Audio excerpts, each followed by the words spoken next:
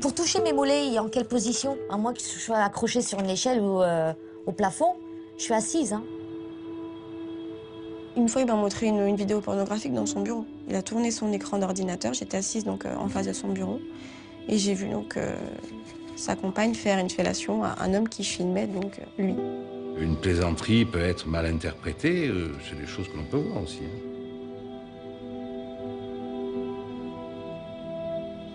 Je suis devenue soudainement incompétente dans la police nationale, à mon grade. Étonnamment incompétente. Après 27 ans de service, c'est quand même un peu dur. On peut avoir un sale type qu'il faut corriger, ou quelquefois une femme. C'est la première fois que j'achète pas le calendrier. C'est plein de choses qui font comme ça, que je suis ni avec mon enfant, ni dans la vie, ni dans rien, quoi. Je suis perdue. L'affection, la séduction, où commence le harcèlement? C'est pas grave si une femme se fait mettre la main au cul, on est bien d'accord. Hein. Après tout, elle a bien cherché peut-être. Monsieur le Président, Mesdames et Messieurs les députés, le terme harcèlement sexuel est une expression tout à fait récente, que l'on avait l'habitude de désigner par l'expression droit de cuissage.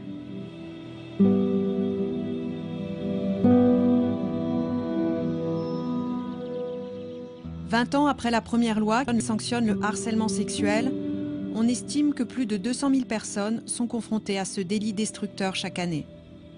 Le harcèlement sexuel touche pour la plupart des femmes et très rarement des hommes. Les victimes qui saisissent la justice prennent le risque de briser leur carrière. Aline Rigaud a eu le courage de porter plainte. Il y a 3 ans, elle effectue un stage de reconversion à la mairie de Villefranche-sur-Saône, sous les ordres d'un élu responsable de la sécurité. Le 17 octobre 2009, M. Ducré m'a fait venir dans son bureau parce que je devais lui faire une note sur la vidéosurveillance. Au moment où je vais pour m'installer, là, il s'approche de moi et puis il me prend dans ses bras comme ça et puis il essaie de m'embrasser et je me retourne, enfin je vais en arrière et puis je dis mais qu'est-ce que vous faites? Et puis il me dit, et il était en train de dire mais vous nous quittez. Et je me suis dit enfin ça va pas quoi. Et tout de suite je lui ai dit mais je couche pas. Et là je me suis sentie tétanisée totalement et puis je me suis assise. Je ne savais pas quoi faire parce que donc la seule chose qui m'est venue à la tête, c'est que je me suis dit je suis dans la merde.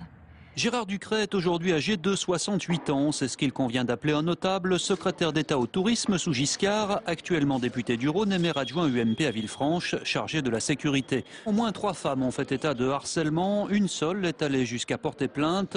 Gérard Ducré est aujourd'hui poursuivi pour harcèlement sexuel devant le tribunal correctionnel de Villefranche. Chaque fois qu'on caresse la main de quelqu'un, alors je vous signale qu'il vaut mieux que vous ne soyez pas en empathie avec quelqu'un le jour où il y a un deuil, une maladie, un moment difficile, on s'est fait virer, etc. Moi, j'ose plus prendre quelqu'un dans les bras. Une femme, c'est embêtant si je l'enlace comme ça. Je pensais que c'était terminé. Manque de chance pour moi. Donc le vendredi, il m'appelle dans son bureau. Il me dit venez à côté de moi. Je comprends pas, je n'arrive pas à faire mes mails. Donc je me suis dit, je vais l'aider parce que là, je me suis mise à côté de lui. J'étais en pantalon, j'étais toujours en jean à la police municipale. Alors vraiment pas de tenue affriolante, aguichante, hein, on ne peut pas dire. Et là, au moment de regarder son écran, en même temps, hop, il me prend la cuisse comme ça. Donc avec sa main droite, il me prend la cuisse. Il me la touche là, fortement. Il n'y avait pas d'ambiguïté possible. Et là, j'ai dit, vous voyez ce que vous faites, Ducré? Enfin, monsieur Ducré, vous voyez ce que vous faites? Qu'il ait été tenté par cette femme, à mon avis, c'était son erreur. Bon, parce que j'ai vu. Mais qu'il ait été tenté par elle, pourquoi pas? J'ai été prise de surprise, littéralement. J'étais sous le choc. Et c'est là où il peut en profiter, en fait, parce qu'on est littéralement assommé. On se dit, mais c'est pas possible, quoi. Et en plus, face à quelqu'un qui ne répond pas. Et on a l'impression de vivre un cauchemar dans la mesure où la personne ne nous regarde pas, donc on n'est rien. On n'est rien. On peut être maladroit dans ce domaine. Il y a des gens qui sont plus habiles dans la séduction, ils peuvent être dangereux. Et il y en a qui m'ont dit « Ah, pourquoi t'as pas crié ?» et tout, mais de toute manière, on était tout seuls dans les bureaux, il y avait personne à l'étage, j'aurais pu crier. Partir, oui, ça aurait été aussi une possibilité, mais c'est pas si simple que ça. En France, une seule grande association aide les victimes à obtenir justice. Créée il y a 27 ans, elle est à l'origine de la première loi de 1992 qui punit le harcèlement. Sous la présidence de Sophie Péchaud, les 5 juristes de la structure se constituent partie civile et plaident directement devant les tribunaux.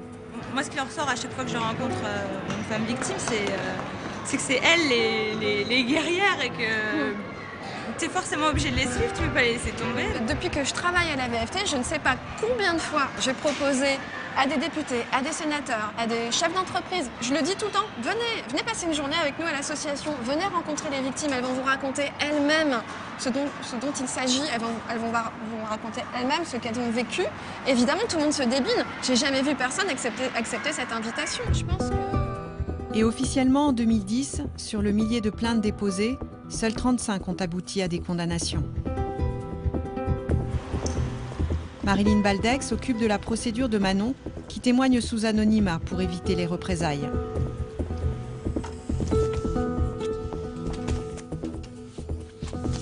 Vous vous souvenez quand est-ce que vous avez saisi l'association ? Enfin, en tout cas, vous avez dénoncé le harcèlement sexuel de votre employeur, qui a eu des atteintes importantes sur votre santé. Ensuite, vous avez été licencié. Donc, moi, je vais prendre connaissance de la lettre de licenciement. Par la présente, notre société vous notifie votre licenciement pour faute grave, privatif d'indemnité de licenciement et de préavis, à savoir insubordination, contestation systématique des instructions vous étant données par votre supérieur hiérarchique, remise en cause de l'autorité de votre supérieur hiérarchique. Compte tenu du contexte, c'est vraiment grotesque.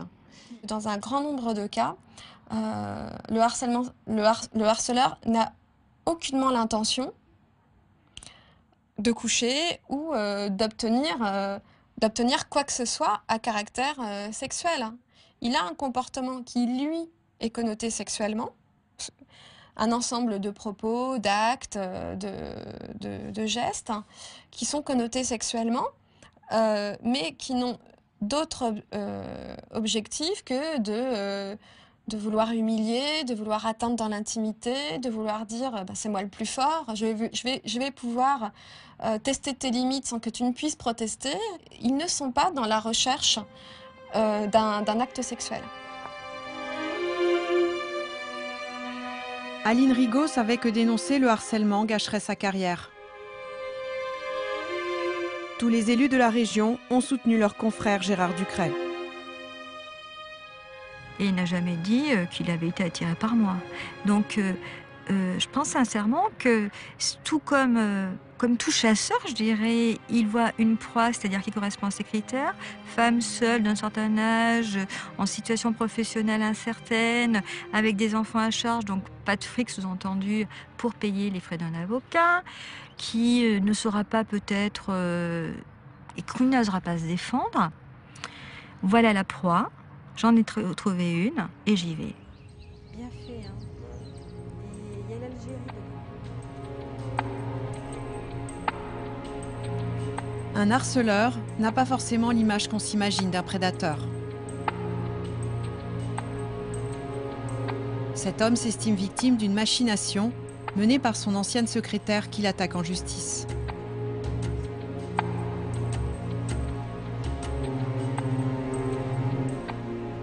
Est-ce que vous vous souvenez comment ça a commencé? Ah oui, la première, oui. C'était une initiation à la danse de salon. Je sais pas où j'étais, là. Déjà, là, je me dis, mais où je suis? Qu'est-ce que je fais? Je suis avec mon patron. Je suis debout, en train de danser. Enfin, danser. C'était surtout une technique. Il fallait que j'ai ma jambe. Alors là, il faut que ça me revienne. Que j'ai ma jambe droite entre ses jambes. Et ça, mais mon sein gauche Sur sa cravate. C'était les consignes qu'il vous donnait? Ah, tout à fait. Ah, tout à fait, ouais. Moi, je n'y voyais pas de mal. Je n'ai pas du tout forcé cette femme à faire cette expérience de début de danse de salon. Vous avez en face de vous quelqu'un qui a été le PDG d'une très grosse banque. C'est pas n'importe qui. Moi, la petite secrétaire Quoi faire? Qu'est-ce que je vais faire? Quand on me parlait de lui, c'était un dieu. Est-ce que vous pouvez nous rappeler pourquoi vous avez porté plainte? Mon patron me touchait.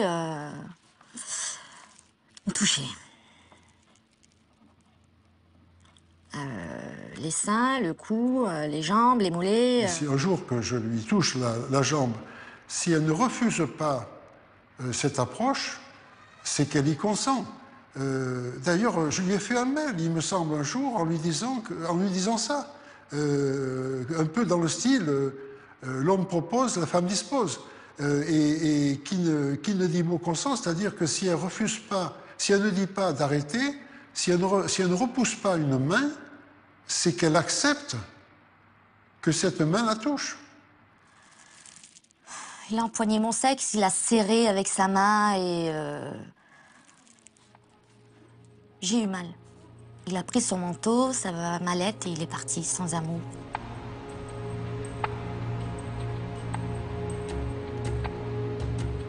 Le fait qu'il vous agresse comme ça de manière aussi violente et qu'il parte sans un mot, c'est aussi quelque chose qui est souvent décrit par les victimes. Ça enlève de la réalité à l'agression qui vient de se passer, parce que quelqu'un qui vient d'agresser comme ça, et d'un coup,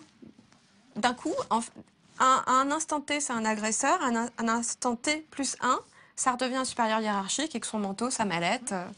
Le fait que ce soit absurde empêche de réagir. La réaction, je l'avais pas au bureau, mais je l'avais chez moi. Toute seule, entre quatre murs. Je me suis tapée dessus, ouais, à un point où j'avais les marques de mes mains au visage. Je pense que si j'ai réagi comme ça, c'est que j'avais pas de réaction de ma part. Quand il me clotait et que je réagissais pas, c'est plus ça. Il m'a quand même bien humiliée. Et c'est pas moi, ça, je me reconnais pas.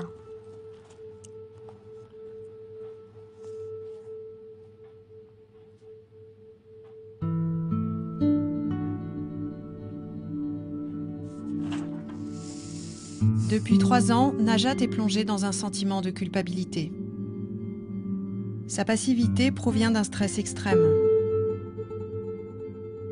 Le phénomène a été découvert grâce à des recherches scientifiques destinées à soigner les vétérans et les prisonniers de guerre victimes de torture. En tant que médecin qui travaille depuis plus de 20 ans sur les questions de violences sexuelles, particulièrement de harcèlement sexuel au travail, on fait aussi beaucoup de recherches cliniques pour comprendre pourquoi les personnes présentent tous ces symptômes, quels sont l'impact sur le cerveau. On pourrait réfléchir à des recherches vraiment précises autour des mécanismes de sauvegarde qui se produisent dans le cerveau au moment du stress extrême. Et qu'est-ce qui se passe exactement au millième de seconde près à ce moment-là. Ça, on a encore plein d'inconnus.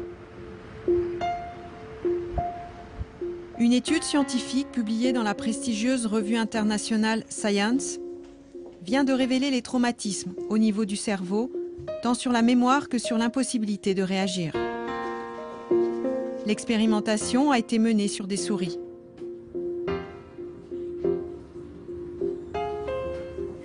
Nous savons que chez le sujet humain, l'exposition à un stress extrême, tel qu'un viol, un harcèlement sexuel ou un attentat terroriste, peut provoquer un syndrome de stress post-traumatique.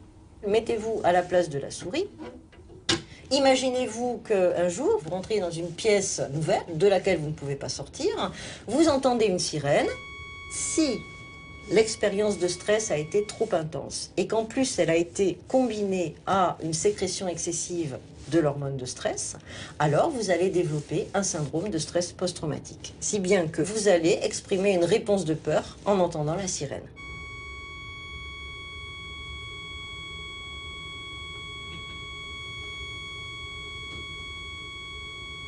sur la souris, il y a cette immobilisation au moment de la violence et on se dit à chaque fois, mais pourquoi j'ai pas bougé, pourquoi j'ai pas parlé, pourquoi je suis restée paralysée là comme une idiote, donc c'est n'importe quoi, je suis débile. Ensuite, on a cette impression qu'on allait mourir et puis d'un seul coup, on ne ressent plus rien, donc on a aussi une sensation d'irréalité, on ne comprend pas bien, on se rappelle pas des choses les plus importantes qui se sont passées, ce qui bénéficie souvent aux agresseurs, parce que justement cette altération de la mémoire qui peut aller jusqu'à un trou noir, du coup il y a une bonne partie souvent des violences qui passe à l'as, qui n'est pas racontée par la victime, soit qu'elle ne peut pas le raconter parce que c'est trop difficile, ça réveille trop sa mémoire traumatique, soit parce qu'elle ne s'en souvient pas. Et nous, tout notre travail, ça va être de reconnecter tout ce circuit pour que les choses se remettent en marche normalement. On commence à comprendre comment le cerveau disjoncte au moment du stress. En France, les psychiatres n'ont pas encore de formation sur les mécanismes internes de la mémoire traumatique. Manon n'a pas bénéficié de cette nouvelle approche. Pour la soigner, on lui a administré des médicaments. Elle sort de l'hôpital pour retourner chez elle avec l'angoisse de rechercher du travail. Ce qui me fait peur, c'est demain, quoi. Me présenter à l'autre, me vendre à l'autre, ça, par contre, c'est ma bête noire.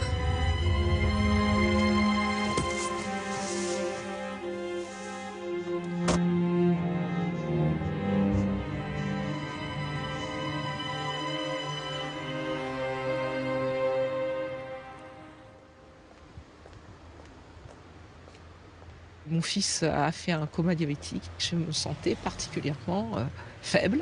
Mon supérieur hiérarchique, d'un seul coup, est venu me proposer son soutien. Donc aller boire un café avec lui, ça me changeait les idées, mais pas au point de coucher avec lui. J'étais prête à pardonner la faute humaine. Au début, quand il a fait une opération charme, on pouvait supposer qu'il n'abuserait pas de ses fonctions. Quand j'ai compris qu'il abusait de ses fonctions, qu'il faisait un chantage sur les voitures de service, téléphone de service, les primes au mérite, je lui ai dit que je n'étais pas rentrée dans la police pour me prostituer. Je pensais encore que c'était des petites choses. Je ne pensais pas que ça méritait d'aller devant un tribunal. Quand il m'a virée de mon poste, je pensais encore qu'on était dans la faute humaine. Quand la hiérarchie m'a dit on le couvrira, vous pouvez vous suicider, personne ne témoignera pour vous, on en trouvera pour témoigner contre vous. J'ai considéré qu'il fallait dénoncer le système. À un poste relativement prestigieux, est-ce que tu pouvais imaginer que ça pouvait t'arriver? Une telle dégringolade, simplement pour avoir dit non? C'était hors des cadres administratifs. Il n'était pas possible de me déplacer de mes fonctions verbalement. Pour moi, c'était inconcevable. Moi, je suis un serviteur de l'État, mais je n'avais pas compris que je devais aller jusqu'à ce point-là pour bien servir l'État.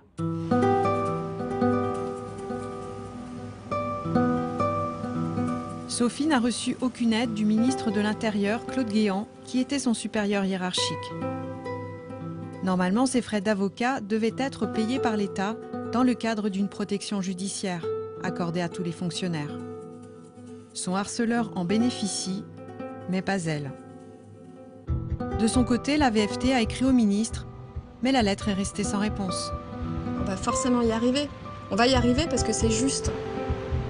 Moi, j'ai plutôt envie de m'adresser à toutes celles et ceux qui ont le pouvoir de faire changer les choses, qu'ils soient femmes ou hommes politiques, membres du gouvernement, parlementaires, syndicalistes, policiers, gendarmes, magistrats, etc. Enfin, toutes les personnes qui se trouvent à un moment sur le chemin des victimes. Et quand est-ce que vous vous y mettez? C'est quand? Enfin, sachant que ça peut pas être dans 10 ans. C'est une urgence parfois vitale pour ces femmes. Depuis l'affaire DSK, les langues se délient. Le nombre de femmes qui sollicitent l'association a augmenté de 30%. Au cœur du pouvoir, à l'Assemblée nationale, nous savons que le phénomène existe. Marilyn Baldec va rencontrer le syndicat des assistants parlementaires pour les aider. Comment vous, alors qui êtes des relais d'opinion auprès de vos parlementaires, vous pouvez les sensibiliser à cette question? Une réunion d'information sur le harcèlement sexuel, y compris dans le milieu politique et parlementaire? On mettrait le harcèlement sexuel professionnel pour... Au travail. Au travail. Y compris dans le milieu politique et parlementaire. Quelle réponse? Alors, moi... Est-ce que le mot victime, par exemple, te convient? Est-ce que justement, ça fait pas un peu... ça fait pas peur? Avant même de parler de la question des réponses aux victimes, il y a d'autres questions à se poser. Il y a d'abord de quoi on parle. Il y avait une collègue, voilà, on lui proposait une boîte à partouze. Le type lui disait... on va faire un dîner fin et ensuite on va aller dans une boîte à partouze. C'est pas la même chose qu'un dîner au restaurant, une boîte à partouze. Là, il y a une différence de nature. Quand tu dis le type, donc c'est un député? Ouais. D'accord. Tout a explosé beaucoup plus tard. Et naturellement, le fait qu'elle ait refusé les avances de ce monsieur a fait que le monsieur a rompu le contrat de travail en disant cette personne ne sait pas écrire. Et à un moment, la collègue, elle avait même oublié le harcèlement sexuel. Elle disait, mais comment ce monsieur peut dire que je ne sais pas écrire? J'ai fait Sciences Po. Est-ce que je suis si mauvaise que ça, quoi? La personne finissait par douter. Oui. À part toi, Jean-François, qui les accueille dans des états des fois pitoyables, il n'y a rien dans la structure qui existe pour aider les collègues à qui ça arrive. Hein? C'est auprès des 3 questeurs, sorte de super députés en charge du fonctionnement interne de l'Assemblée nationale, que Jean-François Cassan va relayer la parole du syndicat.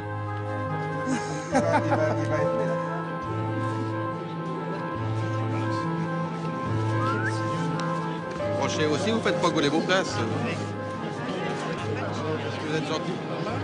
Il faut vous grouper un petit peu par là. Vous êtes le questeur principal, c'est ça, hein? Ça dépend pourquoi. Si c'est pour des ennuis. On a tous des spécialités différentes. Oui. Cela fait des années que Jean-François Cassan recherche un véritable interlocuteur pour évoquer les problèmes des victimes. Il faut que j'aille voir le questeur, son collègue. Le questeur, comment il s'appelle déjà?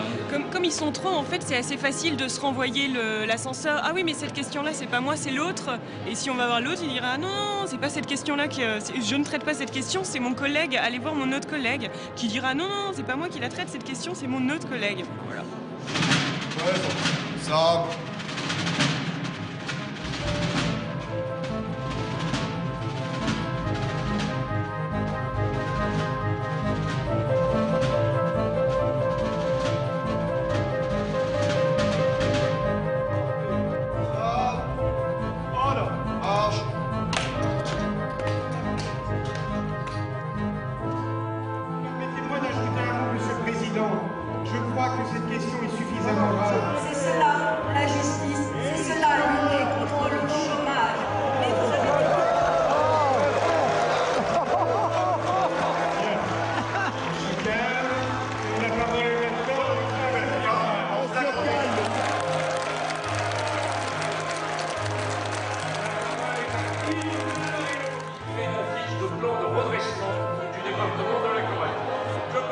Non, il n'y a pas de problème de harcèlement sexuel à l'Assemblée nationale.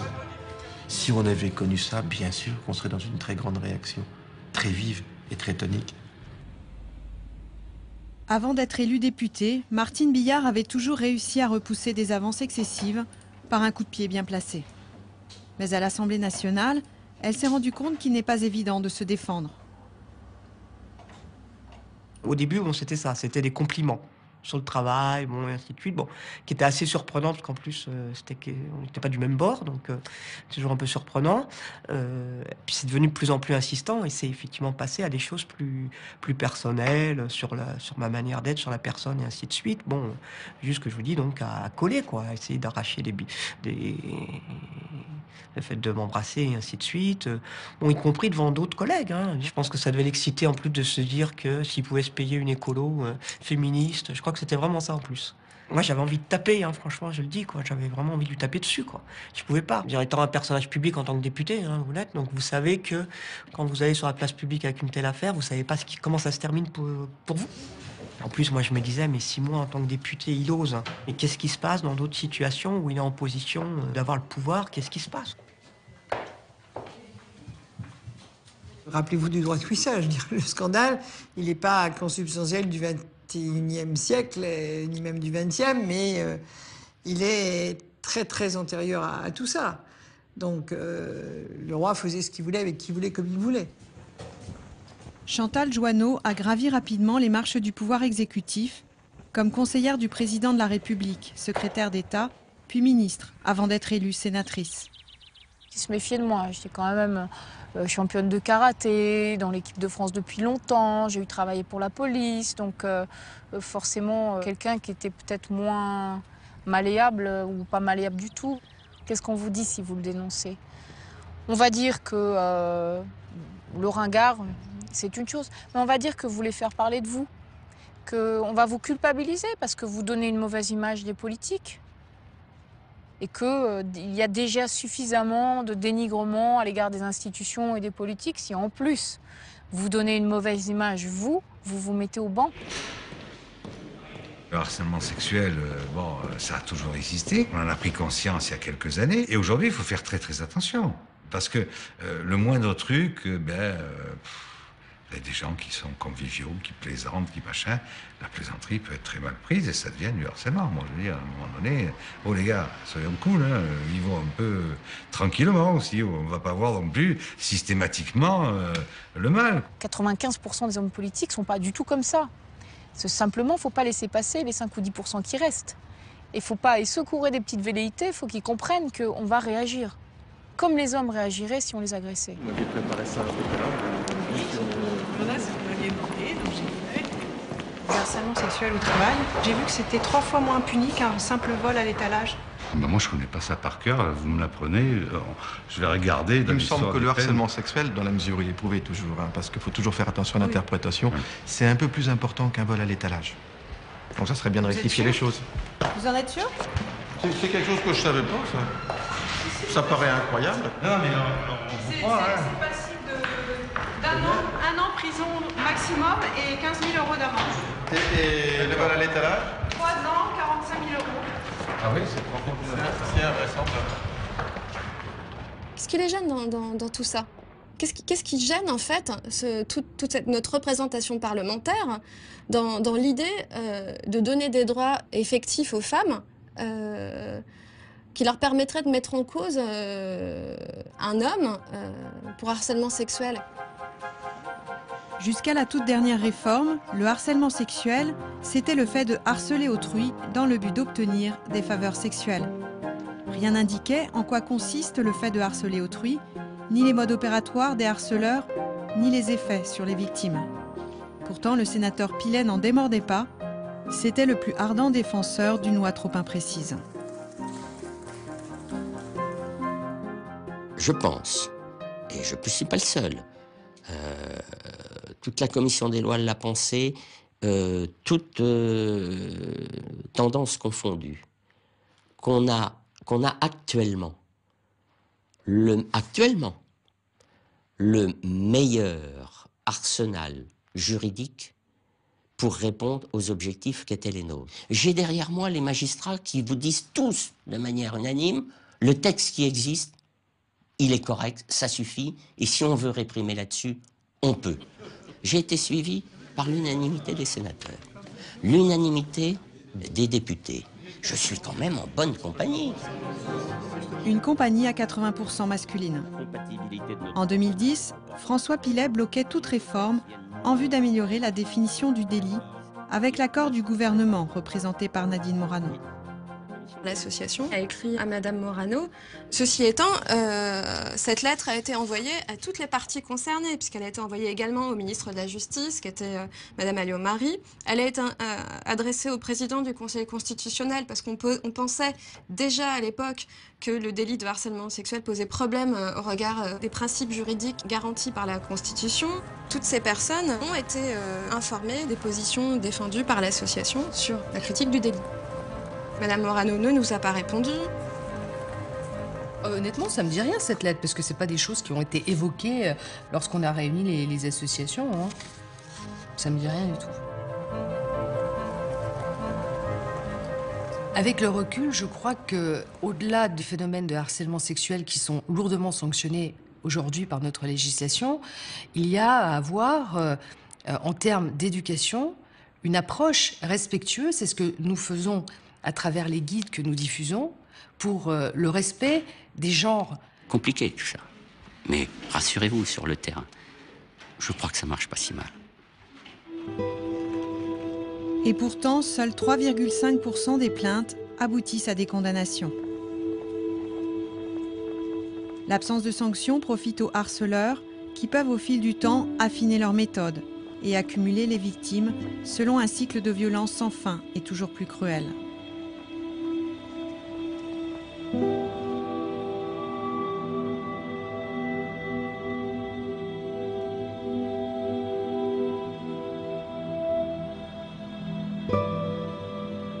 Il y a vraiment quelque chose qu'on remarque, je pense que c'est vraiment dans tous nos dossiers, c'est vraiment des personnes qui vont tester le risque qu'ils prennent. Quand ils sentent que vraiment, là, ils sont allés trop loin, ou ils risquent d'aller trop loin, ils arrêtent, ils attendent que la pression retombe, suffisamment longtemps pour que la victime puisse se dire « Enfin, il a compris que j'étais pas d'accord, enfin, je vais pouvoir travailler normalement », baisse la garde. Et c'est à un moment où elle rebaisse la garde complètement que le harcèlement sexuel recommence.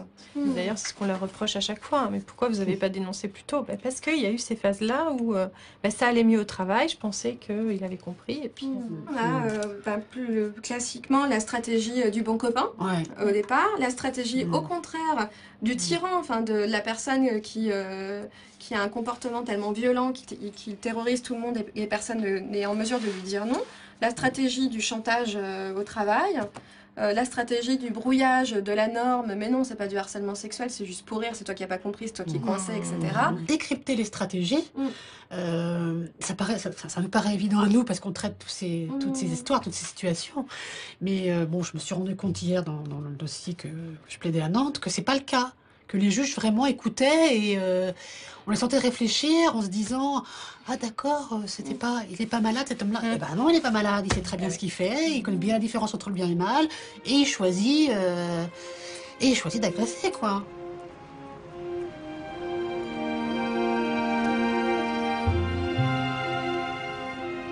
Il avait commencé par être sympathique, limite un peu protecteur.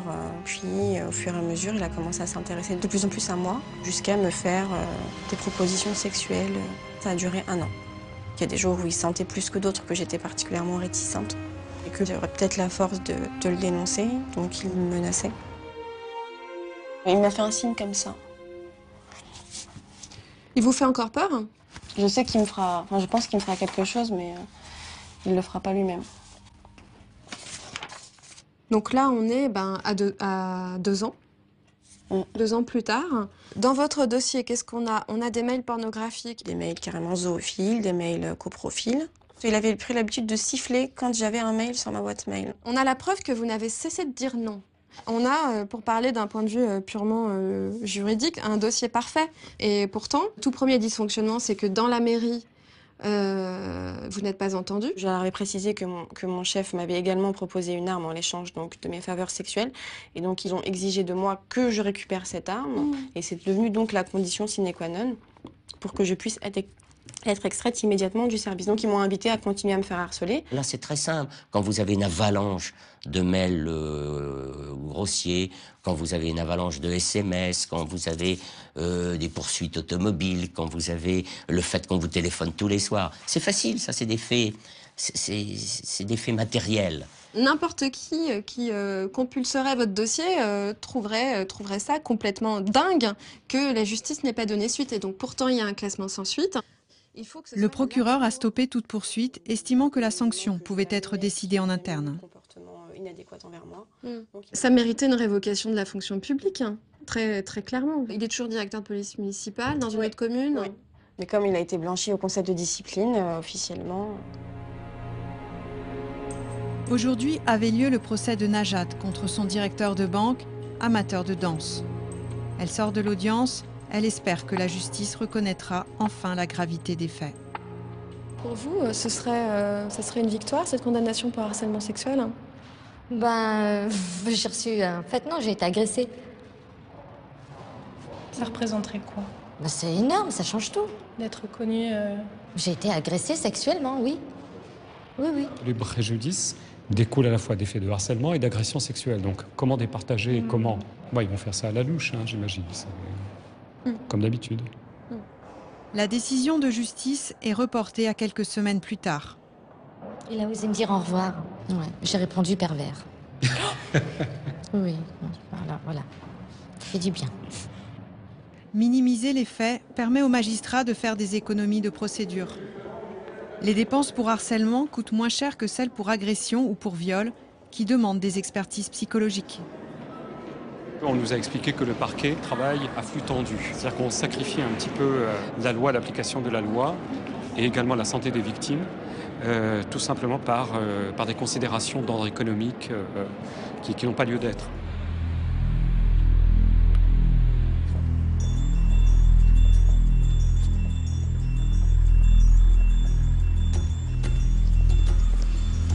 Le 29 février 2012, une épée de Damoclès pointe vers l'ensemble des victimes de harcèlement sexuel. Elle se cache derrière 3 lettres, QPC, comme question prioritaire de constitutionnalité.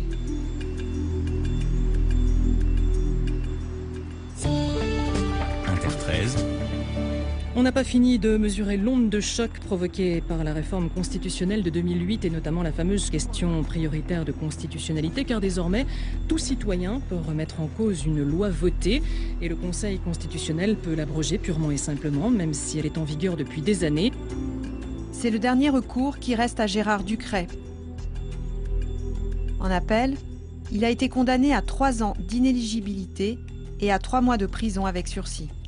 Son avocat va mettre au point une stratégie implacable. Je veux l'abrogation totale de cette loi, d'abord pour le client.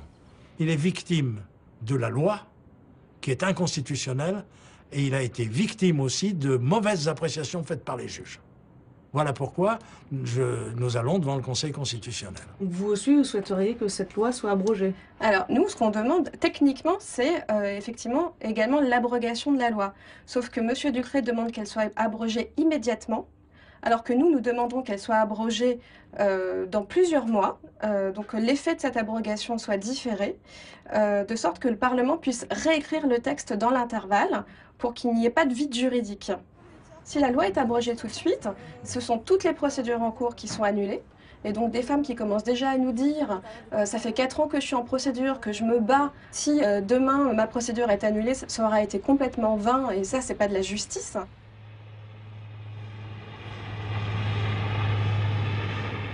Moi, je trouve que c'est un vrai angle mort de la classe politique, un vrai angle mort de la société française. Et je trouve que c'est assez franco-français. C'est-à-dire que même en Italie, à un moment ou un autre, avec les histoires de Berlusconi, voilà, ça a fini par lui péter à la gueule, quoi. C'était à un moment, c'était trop.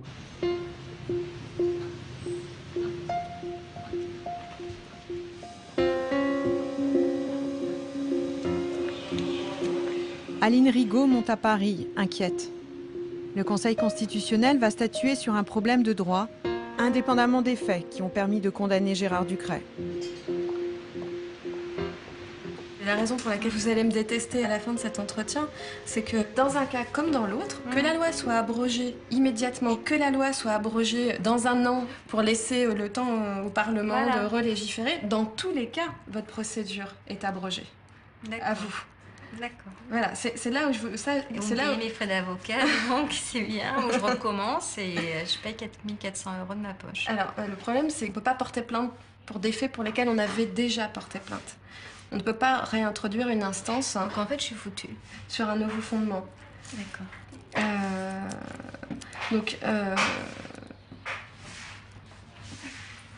Voilà, c'est pour ça que pour moi, c'était important de vous rencontrer. C'est parce que... En intervenant dans cette procédure, nous, on a vraiment une fenêtre de tir qui est extrêmement restreinte. Il aurait fallu, pour préserver votre procédure, qu'on s'oppose, qu'on dise non, le délit est parfaitement constitutionnel, il faut le garder tel qu'il est. Non, alors il ne gagne pas à tous les coups parce qu'il y a une possibilité. C'est que le Conseil constitutionnel ne valide ni ses analyses, ni celles de la VFT. Et par contre, retiennent celles qui sont présentées par le gouvernement, qui consistent à dire que le délit pénal de harcèlement sexuel est formidablement bien rédigé et qu'il n'y a aucune raison de le réécrire. Ça sera pas le cas. On ne sait pas. On ne sait pas. Ben moi, ça me donne envie de repartir chez moi, puis c'est tout, quoi. Parce que ça fait plus de 2 ans que ça dure, cette histoire. Je suis épuisée. Et aussi. Et voir comment Ouais. il peut s'en sortir alors que j'étais vraiment toute seule. Je vois pas l'intérêt de rester là, franchement.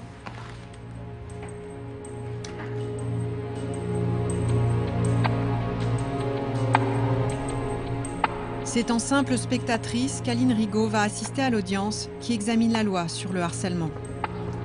2 femmes vont siéger au milieu de 7 hommes. Parmi eux, 2 membres connaissent Gérard Ducret. Jacques Barrot et Hubert Haenel ont fait partie du même gouvernement que lui sous la présidence de Valéry Giscard d'Estaing. Monsieur Ducret se trouverait avoir été condamné par une loi abrogée. Et par conséquent, il n'y aurait rien eu. C'est comme si un nuage était passé et que le soleil soit revenu. Et là, je me réjouis beaucoup de ce qu'une association de victimes soit d'accord avec nous sur le fait que d'abord, la règle du jeu doit être définie. Capital. C'est capital, y compris et surtout quand on parle d'un jeu, entre guillemets, sexuel. J'ai l'honneur de connaître 80% des membres du Conseil constitutionnel, voire 90%, et que pour moi c'est un grand honneur, un réel plaisir, après 53 ans de barreau, de venir devant eux ici. Jamais j'aurais songé à le faire. Même si j'ai confiance en la justice, là c'est pas des vrais juges pour moi. Toujours dans l'intérêt de M. Ducret, je vais passer la parole à Maître Soulier. Mesdames, messieurs, 53 ans de barreau et très honoré d'être devant vous. Couronnement, j'espère non, parce que je n'ai pas l'intention de prendre ma retraite, même active, ces temps-ci. Il se trouve que, par les circonstances de la vie, j'ai plaidé pour M. Ducret, à Villefranche-sur-Saône et devant la cour d'appel. Je le connais depuis longtemps, ce sera ma première observation. Il m'a battu aux élections législatives de 1973. Mon suppléant m'a un peu vengé puisque son père a été élu 14 ans président de la République à l'époque. Et puis les choses ont évolué, changé, j'ai bougé. Et je connais M. Ducret depuis toujours. Je l'ai retrouvé avec plaisir comme avocat. Moi, j'ai une amie. Bon, j'ai travaillé avec elle dans un bureau il y a très longtemps. Pendant toute une partie de notre travail commun, elle me disait « Quand un tel téléphone, tu prends le téléphone, je ne veux pas lui répondre. J'en ai assez. » Elle est maintenant mariée avec lui depuis 30 ans. Bon. Et je ne suis pas sûre qu'à un certain moment, elle n'ait pas vécu cela comme un harcèlement qui, à mon avis, je vous le dis très tout crûment, était nettement sexuel, en vue d'obtenir la bague au doigt en l'espèce.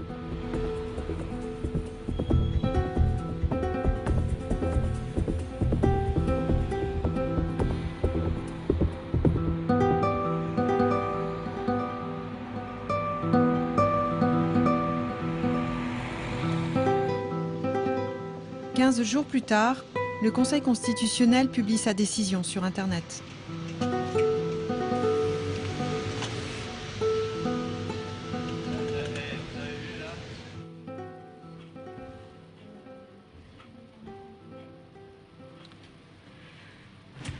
C'est pas possible. Si, tout à fait possible.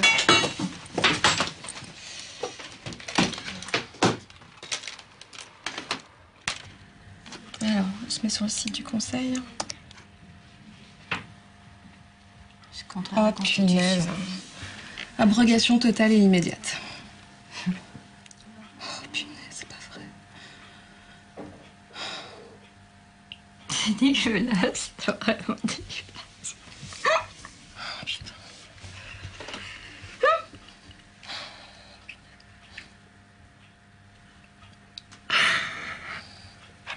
C'est bon, DSK, il peut y aller. En France, il n'y a aucun problème. C'est vraiment dégueulasse.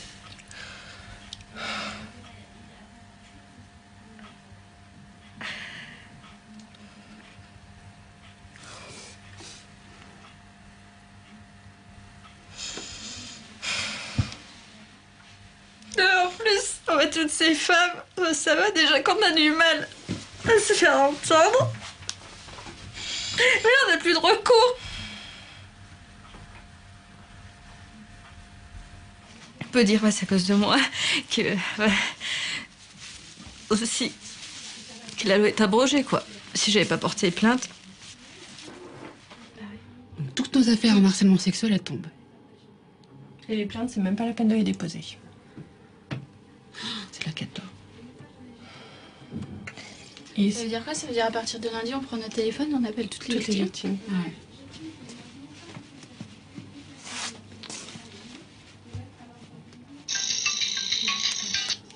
AVFT, bonjour.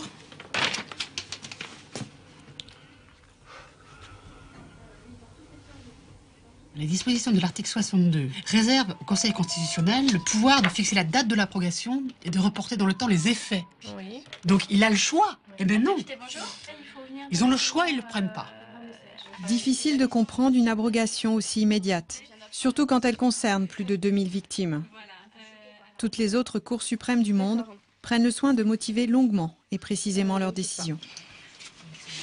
Vous en voulez, j'imagine, beaucoup aux législateurs aujourd'hui, aux députés, aux sénateurs, au gouvernement, aux élus dans leur ensemble. On est obligé de dire qu'un certain nombre de personnes et d'institutions portent une très lourde responsabilité. Je peux citer des noms, Nadine Morano, qui s'est opposée contre vents et marées à ce que la loi soit réformée en 2010, Pillet, sénateur, idem, mais voilà, tous les ministres de la justice successifs qui ont toujours considéré que nous avions tort quand nous disions que la loi n'était pas légale et n'était pas constitutionnelle. Lorsque j'ai porté plainte, j'ai pas porté plainte que pour moi, j'ai porté plainte pour toutes les femmes qui ne pouvaient pas non plus porter plainte parce qu'elles subissent des pressions. Qu'est-ce que vous ressentez aujourd'hui?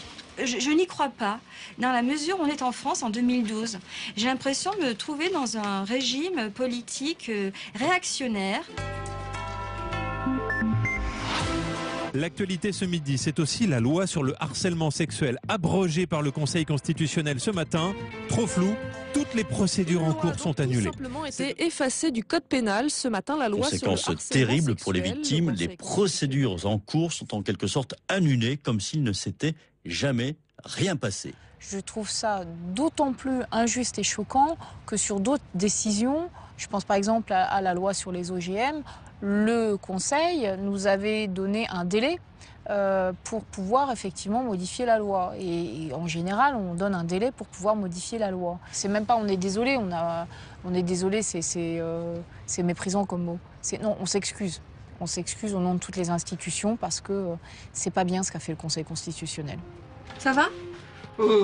J'ai mangé du lion, faut pas se laisser abattre, quoi. Franchement, à notre époque, ça paraît inqualifiable de supprimer ce genre d'infraction. C'est quoi? C'est permis comme permis de tuer, quoi. C'est permis de chasser. Manon apprend que sa procédure est classée sans suite. Anéantie, elle se sépare à nouveau de son fils pour retourner dans sa clinique.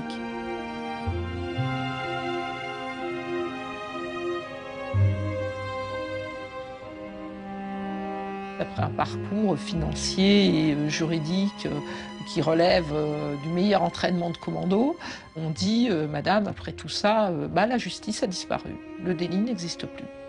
Je pense que c'est pousser les gens au désespoir, qu'il y a des gens qui se suicident, et des fois pour moins que ça. Si on me bafoue là, je recommencerai. Najat a avalé une trentaine de pilules de somnifères pour mourir. Quelques jours plus tard, elle revient au palais de justice. Les juges vont rendre publique leur décision. La force, je l'avais pas cette force, c'est tout. Donc les pompiers sont arrivés tout de suite. Ah, les pompiers sont arrivés, la situation était assez critique. J'ai dormi vraiment 3 jours. Est-ce que ça t'a fait du bien de dormir 3 jours? Ah ouais, qu'est-ce que c'est bon. Ouais. Ça fait du bien de se réveiller aussi? De sortir de ces 3 jours? Quand on se réveille, on pense à quoi? Qu'on va se battre. À la douleur. La meilleure décision qu'ils puissent rendre aujourd'hui, c'est une décision directement de condamnation pour agression sexuelle. Mais juridiquement, il n'y a rien qui l'en empêche.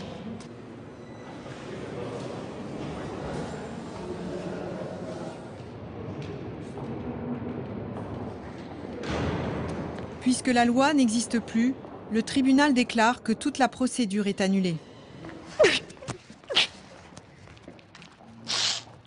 T'as gagné, t'as gagné. T'as gagné. Putain, je peux pas. Je peux pas. rappelle dernier mot. Je te le promets, il le rappelle dernier mot. Comment il peut s'en sortir? Aujourd'hui, nous réfléchissons à une procédure judiciaire visant à mettre en cause la responsabilité de l'État contre les harceleurs et contre les violeurs. Attaquons, résistons, attaquons. L'abrogation du Conseil constitutionnel provoque de profondes réactions dans toute la société.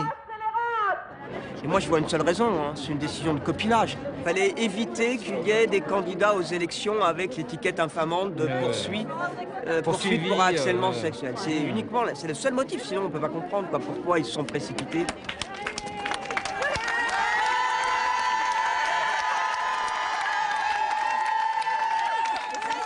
avons déposé plainte contre le Conseil constitutionnel, donc pour trouble à l'ordre public et mise en danger des personnes victimes de harcèlement sexuel. La plainte est immédiatement classée par le procureur. Mais la décision du Conseil constitutionnel a provoqué un tel choc dans l'opinion publique que le nouveau gouvernement fait voter en urgence une loi plus sévère pour punir les harceleurs. On peut se demander comment elle sera appliquée au vu des retards que la France a pris sur les autres grandes démocraties. Il reste toujours, comme Aline Rigaud, plus de 2000 victimes pour qui les combats sont terminés. Plus de 2000 femmes qui n'ont plus droit à la justice et sont mises à l'écart de la société.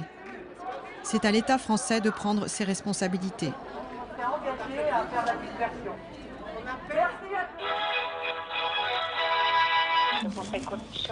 Je voulais savoir si c'était possible d'avoir un rendez-vous soit avec vous, soit avec le président pour puissiez nous expliquer cette décision d'abroger l'article de loi. Je vais lui demander au cas où je vous rappelle. Pardon, vous pensez que... Je lui demande au cas où je vous rappelle. Vous me demandez, je vous réponds, on ne va pas commenter. Donc vous refusez de communiquer? Il y a une urgence particulière? Vous l'aviez eu l'autre fois? Oui, mais j'avais une nouvelle question à lui poser. Vous avez une nouvelle question. D'accord, ouais. Je lui fais part de votre appel. Je vous remercie. Je vous en prie. Au revoir.